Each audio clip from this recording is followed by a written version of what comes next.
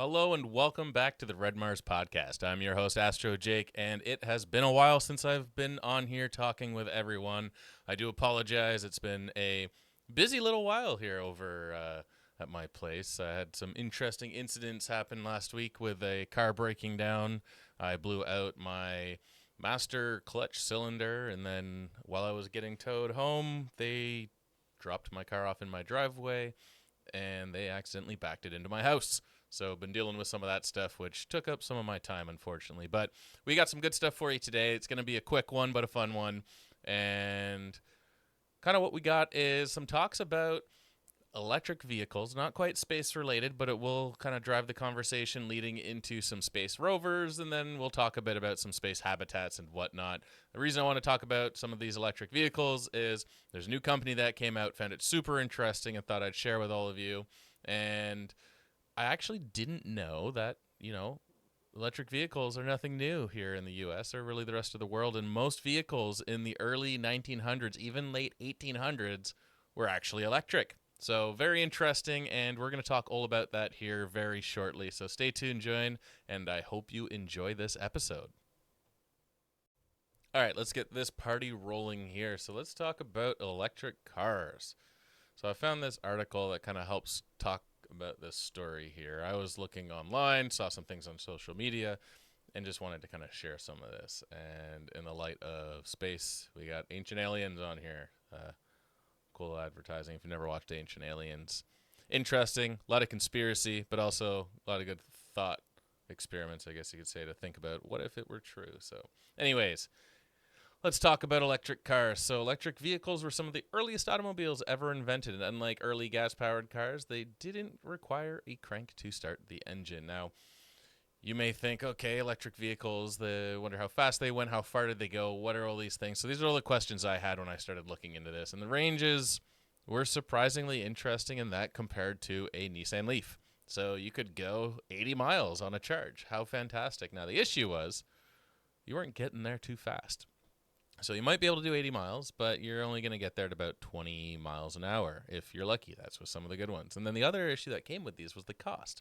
So ultimately what ended up happening, to kind of skip forward here and why we don't see, or they didn't really take off, these electric vehicles, well, it was due to the fact that cost of an electric vehicle, even as it is today, really was quite expensive. The cost of mining the materials, sheer just building these things, and the technology that went into them was so much more expensive compared to that of a gas-burning engine. And so that internal combustion technology won out in the kind of trade war that was going on there, and it won. So that is kind of what happened there, and we saw the die-out of electric vehicles around, early 1920s-ish, and that's what happened. And really, I'm not really sure if this is going to give me copyright here with this little video playing down here, so I'm going to close that out.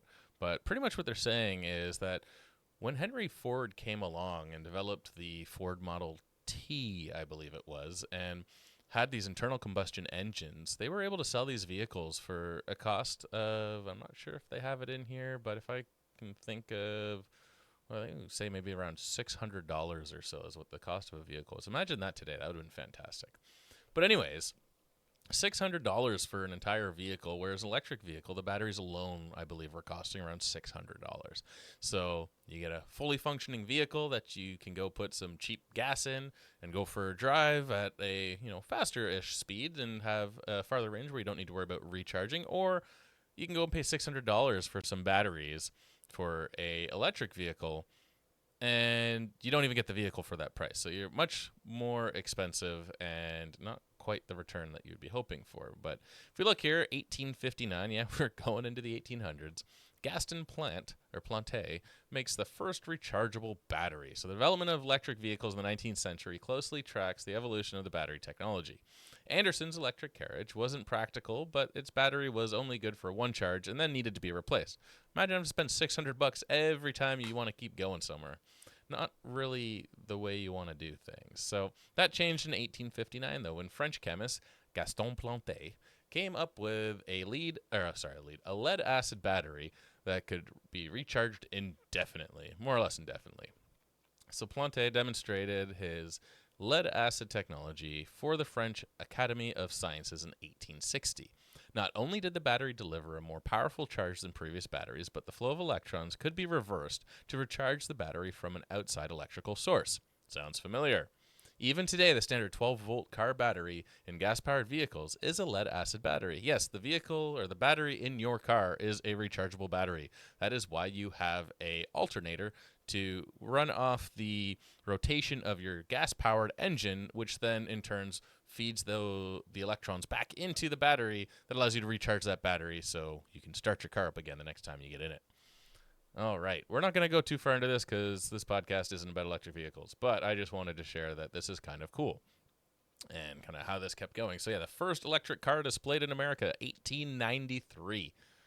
This is nothing new, just a blast from the past. You know, it's kind of the pattern with all of these podcasts is it's nothing new. It's just blast from the past coming back and trying again, you know. Cycles repeat, as is everything that we know it to be in existence today. So that brings me to this next page here, which is Slate Auto. So many of you have probably seen this. It's been pretty large on social media, blowing up all over the place. But this is a company, Slate, which I believe comes from clean slate. You have a blank slate, or probably blank slate. It's probably easier, better way to describe this.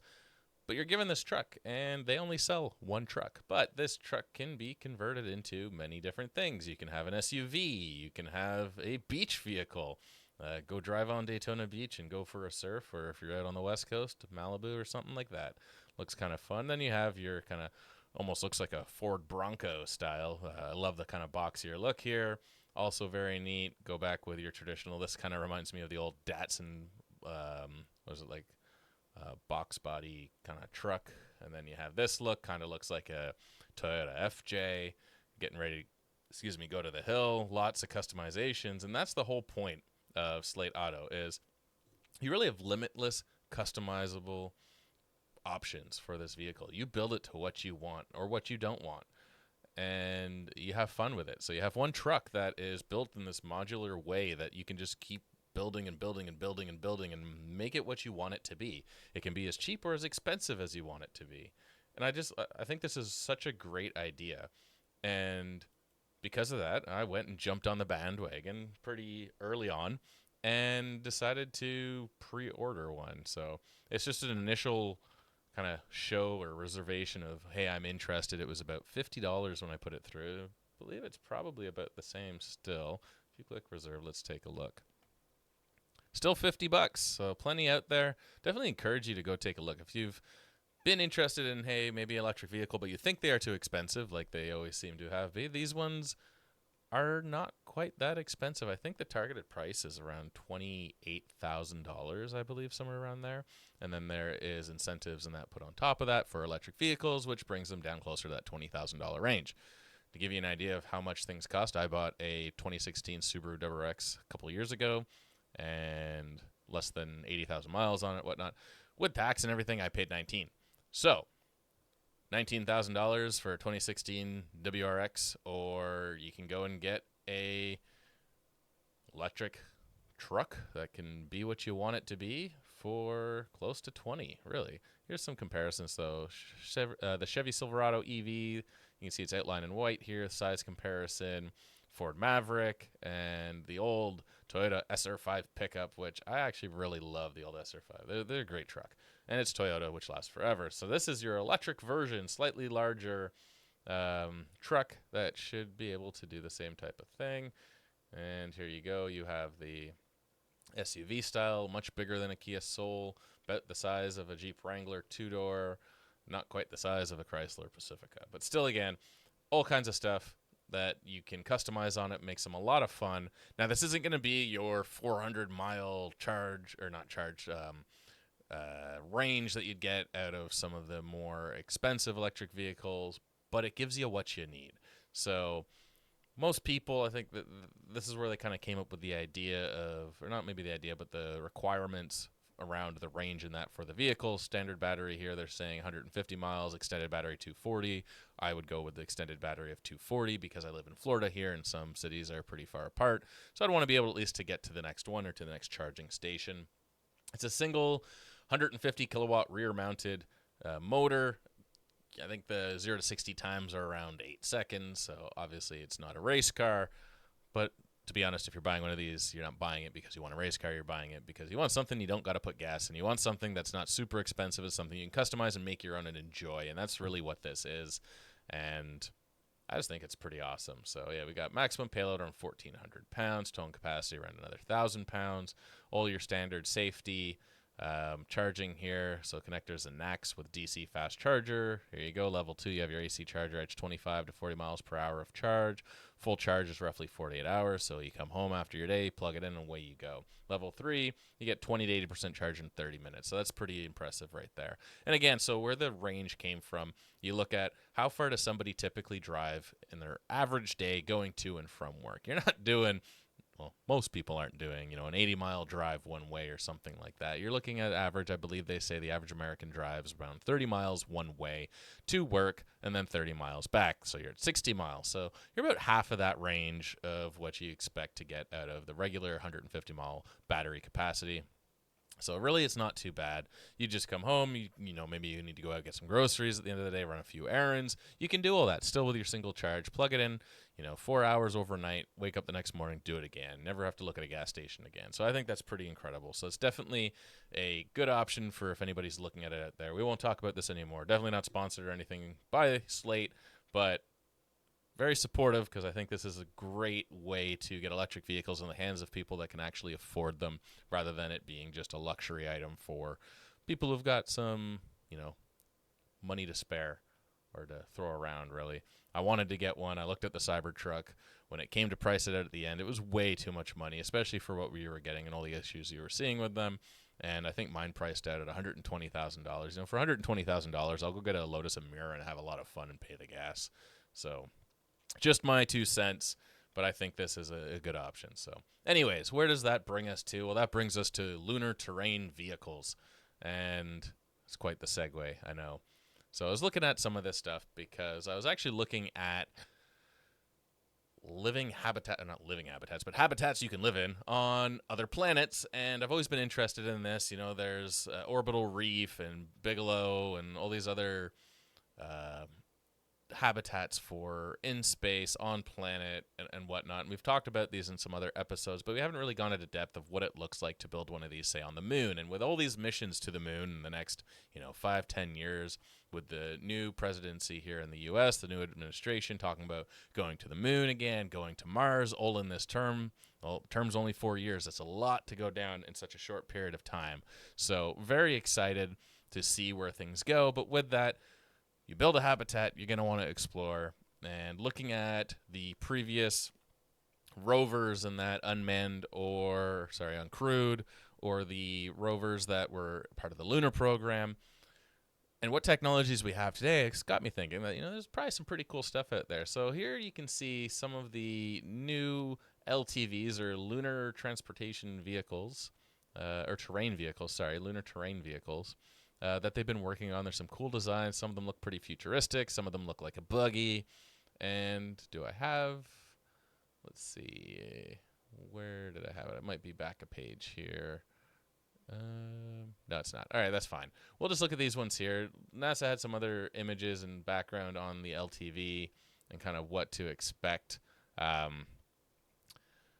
just wanted to show these images here. More or less, it looks like a buggy for the beach, but made for the moon. Obviously, it's got a lot of key characteristics. Here you go. So NASA makes progress with the new Lunar Terrain Vehicle Moon Rover services. So this looks like a cool little buggy you would see at the beach, but it's a cool render. So the render here, just for those that are listening, is described as astronauts explore the South Pole region of the moon during Artemis missions. They'll be able to go farther and conduct more science than ever before thanks to the new Lunar Terrain Vehicle, LTV. Instead of owning the vehicle, NASA plans to contract its services from the industry. And that's a very common pattern these days, where NASA will put out open up for a bid for, say, this is what we want to build, create this RFP and say, we need a new rover. Can you build me one? And go to the private industry market and say, show me your designs. You do all the work. We'll supply the funding. And then that way you bring in all these other companies. Some of them might be smaller companies, larger companies, whatnot, but everyone's open to the bid to then provide their solutions to the problems that we need to solve here. So it's a great way for the government to involve all these other companies to kind of have a piece of the pie, especially when it comes to space exploration, and no longer just for NASA astronauts. It's now for really anybody that is willing to put in the work to get there. So all these private companies, you can go create an LLC yourself if you wanted to, and subcontract your services to NASA. There's all open as long as you have the expertise needed to meet it, and you can provide the level of detail of your design to really back it. You could end up with a contract from NASA to build the next piece of space technology. And it's super cool. And I've been looking at possibly doing some of that myself for some other areas of my expertise. And I think it would be really cool.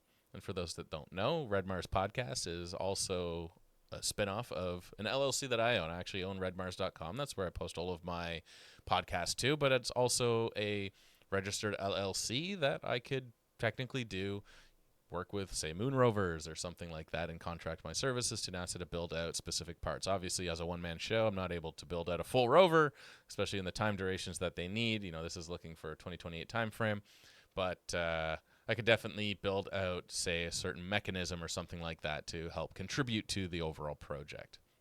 But that's kind of cool. So this was where I kind of ended up with this and kind of segued from the electric vehicles. Not too much information on this right now because this actually was an RFP that went out and people were able to bid on and provide their solutions to this vehicle that they could then build for NASA as a contract company. So very cool. I think that whatever this comes to be is going to be very advanced, especially with the technologies we have today compared to, say, the Apollo program.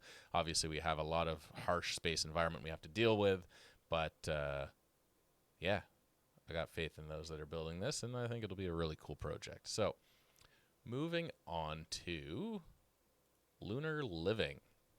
So this is kind of what I was talking about. We chatted about some of these in orbit or on orbit space concepts for habitats, rotating environments, which I believe they're planning to put one up in 2028, or at least start putting one up in 2028, which is super interesting. We've got these space balloons that go up into the high parts of the stratosphere that can see the curvature of the Earth for, go for dinner service or something like that. You have programs like New Shepard. Yes, it's real. New Glenn starting to launch again. We had our first launch. They're putting another launch up soon. That'll be part of the Artemis missions as well. You have the Starship program and, all of the stuff that Elon's doing. You have the Dragon capsule, Falcon 9. Everybody's going into space these days. So many companies doing it. It's very exciting. But habitats, once you get there, you got to have somewhere to live. And the International Space Station is not a permanent solution, with plans to deorbit that in the next 10, 15 years or so. They keep extending the life because we have to build out these other solutions first, and we don't want to break that continuous time of having humans in orbit around our planet, especially as part of a joint effort from around the world. So we want to have some sort of solution that allows for individuals and companies and contractors and space agencies to continue that presence in orbit and continue research, because a lot of good comes from it. So lunar living is that next big step of putting habitats not just in orbit, but that one step farther where you got to take that translunar injection flight over and get captured in lunar orbit and set your feet down there on the surface and build your home base. So base camp concept here is what NASA was working on. So I'm going to talk through this a little bit. This was published back in October 28th of 2020, so it's nothing new. But for those that aren't as familiar with this industry or what's going on, I think it's a good topic to kind of start on here. So NASA's Artemis program has sparked excitement around the world and catalyzed new interest in exploring the moon as agencies prepare to land the first woman and next man on the lunar South Pole in 2024. Yeah, it didn't quite happen. But hey, we're still working and trucking towards it. So after that, NASA and its growing list of global partners will establish sustainable exploration by the end of the decade. We're still pushing for 2030s, early 2030s, end of 2020s to get humans up there. So really curious to see how that progresses. I'm optimistic that we'll be able to make it by the end of this decade or early 2030s. I think if we really push to get there, that with all these other companies and contributors here and global partners, that we will be able to make it happen. And yeah, that's kind of all I'll say on that one. So NASA will build on the momentum of that human return mission in 4 years and plans to send crew to the moon about once per year thereafter. To give astronauts a place to live and work on the moon, the agency's Artemis Base Camp concept includes modern lunar cabin and rover and even a mobile home. So we won't go too much into this one specifically, just because it's old and it's already changed, and kind of the whole progress of this is already off schedule. Obviously, we're 2025 right now. This is back in 2024. They were saying we'd already be there, but the goal has not quite changed. So here's a cool image, and for those that are listening, what we see here is there's a group of astronauts inspecting a rock on the lunar surface. They have that Lunar Terrain Vehicle, the LTV, to the right of them. Looks like they have some solar paneled torches that are pressed into the ground around them for visibility so that they can continue working on what they need to.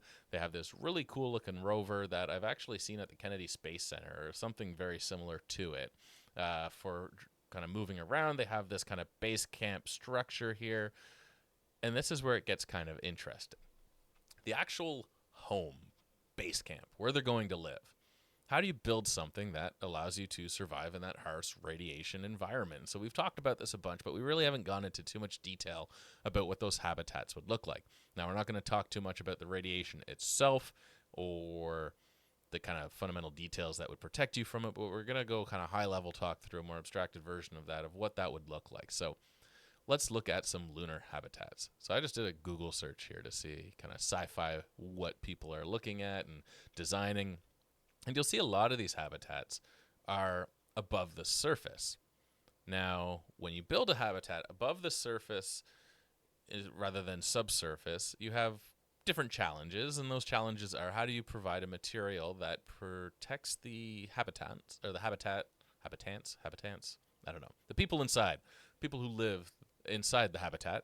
How do you protect them from the radiation environment? Because, as some of you may know, alpha particles and that will pass through many materials as if it was not there. And those particles, when they go through the human body, they mutate your genes and your, more or less, your DNA.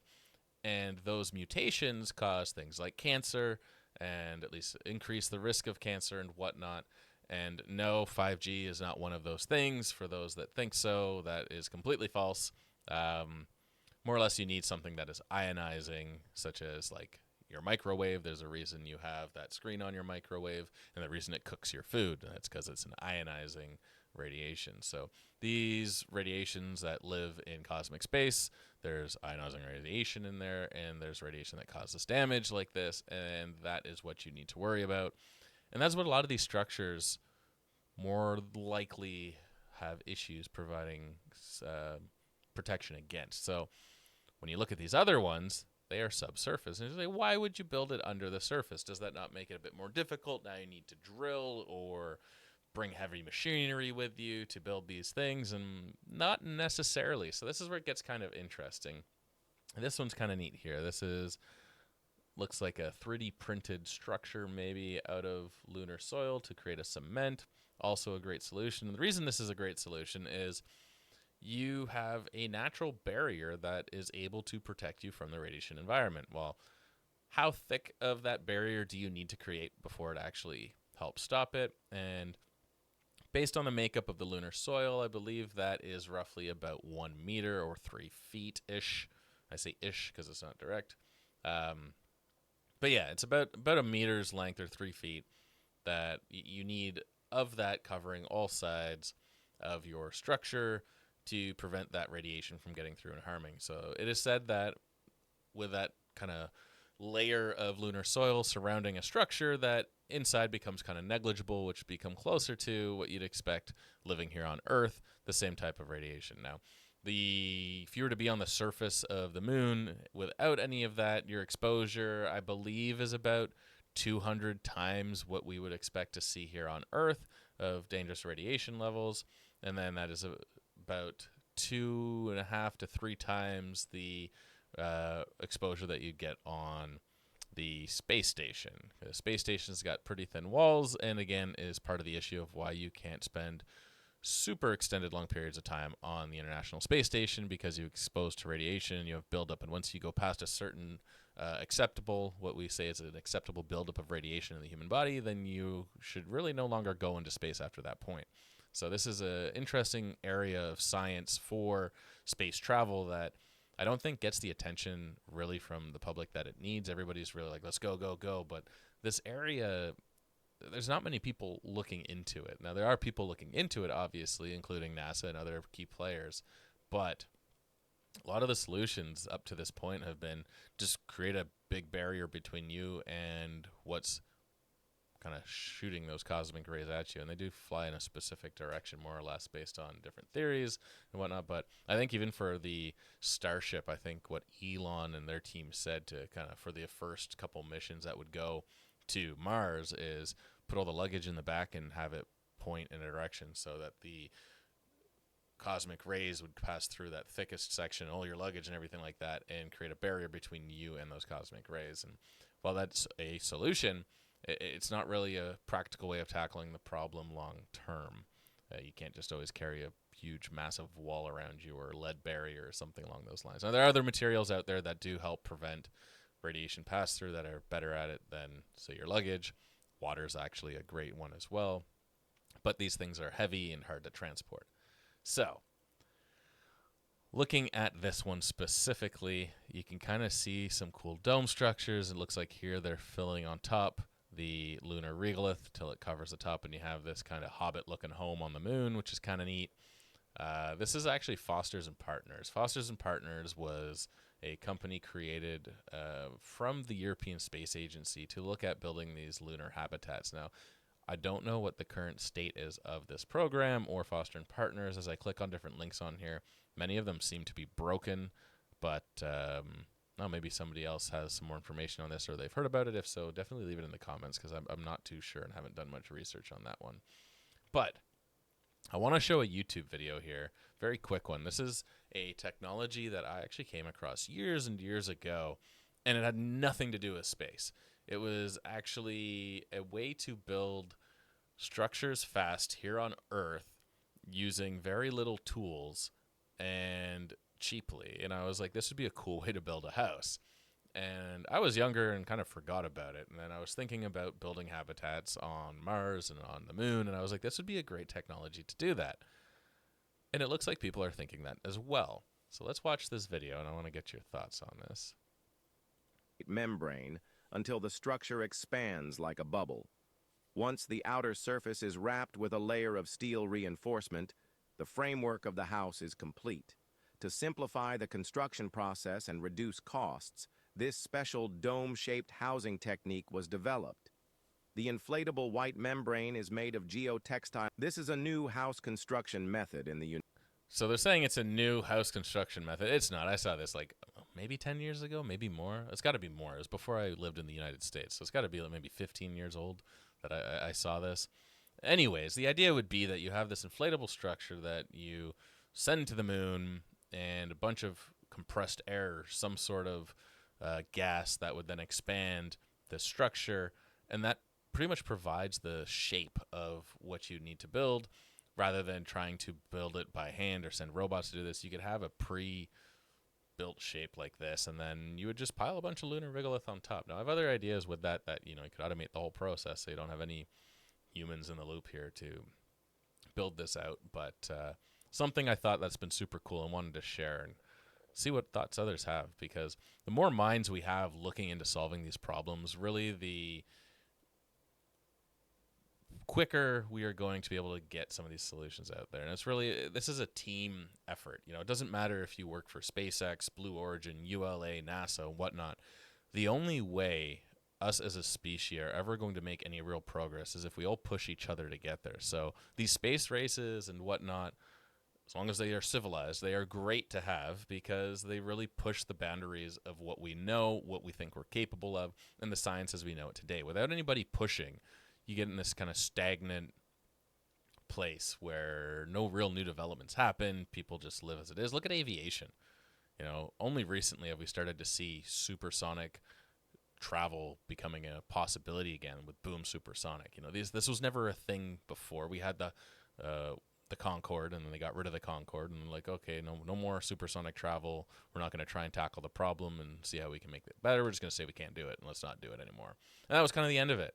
And all of our aircraft, even commercial aircraft, really the fundamentals of what they are has not changed. Nobody's really pushed the limits of it until more recently. Now, they obviously get a bit more pushing of the boundaries in the experimental world.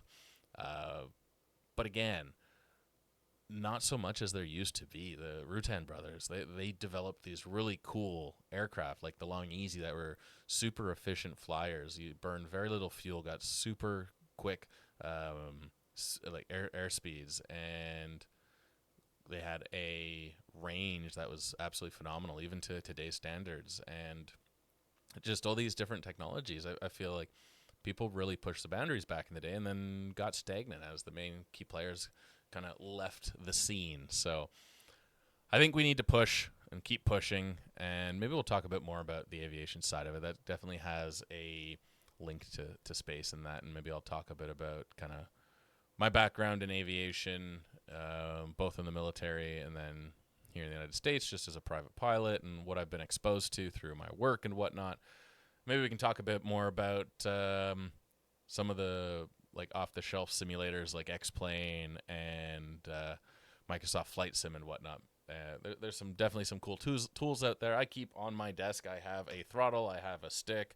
I keep. I just recently got a Moza steering wheel. I love this type of stuff. It's a lot of fun and allows you to really visualize doing something before you have to physically go and do it, and get the feel for something. You can run through procedures and whatnot. So maybe we'll talk about that in another episode. But just want to do a quick one today, talk about some of these habitats, let you know what's going on in the world of space and space habitats, and looking at different ways of 3D printing and 3D printing on different planets. Now, 3D printing something like this, which is like FDM, which is kind of like your standard 3D printer at home, how you do things.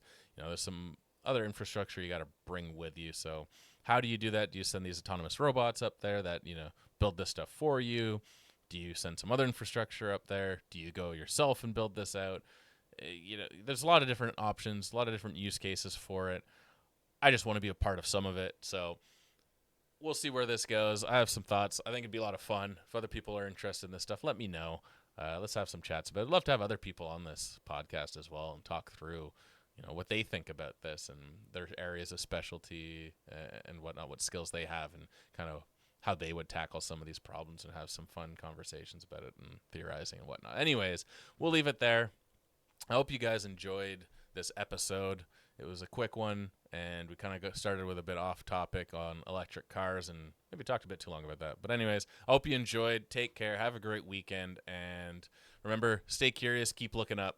I'll catch you all in the next one. Take care, everyone.